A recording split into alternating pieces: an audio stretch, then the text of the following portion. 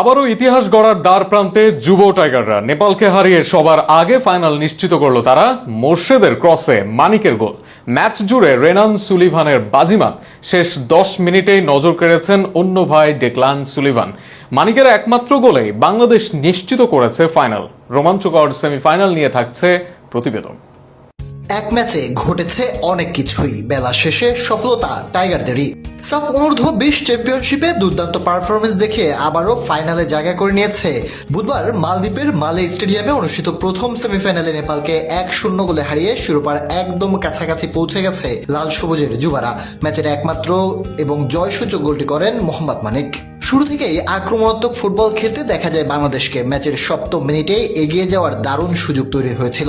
মুর্শেদ আলীর চমৎকার পাস পেয়ে ডি বক্সে ভালো অবস্থানে ছিলেন নাজমুল হুদা ফয়সাল, তবে নিশ্চিত গোলের সুযোগ কাজে লাগাতে পারেননি তিনি। শটটি পোস্টের বাইরে চলে যায়, যদিও তার পাশে ফাঁকায় দাঁড়িয়েছিলেন রোনান সুলিভান, যাকে পাস দিলে গোলের সম্ভাবনা ছিল অনেক বেশি। তবে হতাশা বেশিক্ষণ স্থায়ী হয়নি। মাত্র 4 মিনিট পরই গোলের দেখা পায় বাংলাদেশ।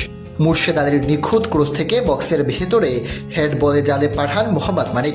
এই গোলে উচ্ছ্বাসে ফেটে পড়ে দলের ডাগ আউট এবং গ্যালারি থাকা প্রবাসী সমর্থকরা। গোল হজমের পর সমতায় ফেরার জন্য চেষ্টা চালায় নেপাল। তারা কয়েকটি আক্রমণ গড়লেও বাংলাদেশের রক্ষণ ভাগ ছিল বেশ সংগঠিত। লিড পাওয়ার পর বাংলাদেশও আত্মবিশ্বাসী হয়ে ওঠে এবং পাল্টা আক্রমণে ব্যবধান বাড়ানোর চেষ্টা করে। এক পর্যায়ে রেনান সুলিভান বল জালে জড়ালো, অফসাইডের কারণে গোলটি বাতিল হয়। ফলে 1-0 ব্যবধান নিয়ে বিরতিতে যায় টাইগাররা। দ্বিতীয় অর্ধ ম্যাচের নিয়ন্ত্রণ নিজেদের কাছেই রাখে বাংলাদেশ। আক্রমণের ধার বজায় রেখে সুযোগ তৈরি করলেও ব্যবধান বাড়াতে পারেনি তারা। অন্যদিকে নেপালেও শেষ দিকে গোলের জন্য মারিয়া হয়ে ওঠে, তবে বাংলাদেশের ডিফেন্স ভাঙতে ব্যর্থ হয় তারা। এ সময় নেপালের একটি ফ্রি কিক ক্রসবারের উপর দিয়ে বেরিয়ে যায়। ম্যাচের শেষ দিকে রেনান সুলিভানের ভাই ডেকলান সুলিভানের অভিষেকও ঘটে, যা ম্যাচে বাড়তি আকর্ষণ যোগ করে। দুটি চমৎকার অ্যাসিস্টও পেতে পারতেন তিনি, যা সতীর্থরা অবশ্য কাজে লাগাতে পারেনি। তার মধ্যে একটি মিস করেছেন রেনান নিজেই। ম্যাচ জুড়ে দর্শকরা আল্লাহু আকবার ধ্বনিতে মাতেন গ্যালারিতে। এখন ফাইনালে বাংলাদেশের প্রতিপক্ষ নির্ধারিত হবে ভারত ও ভুটানের মধ্যকার দ্বিতীয় সেমিফাইনালের ফলাফলের উপর। শনিবারের ফাইনালে জয় পেলে ইতিহাস গড়ার সুযোগ রয়েছে টাইগারদের।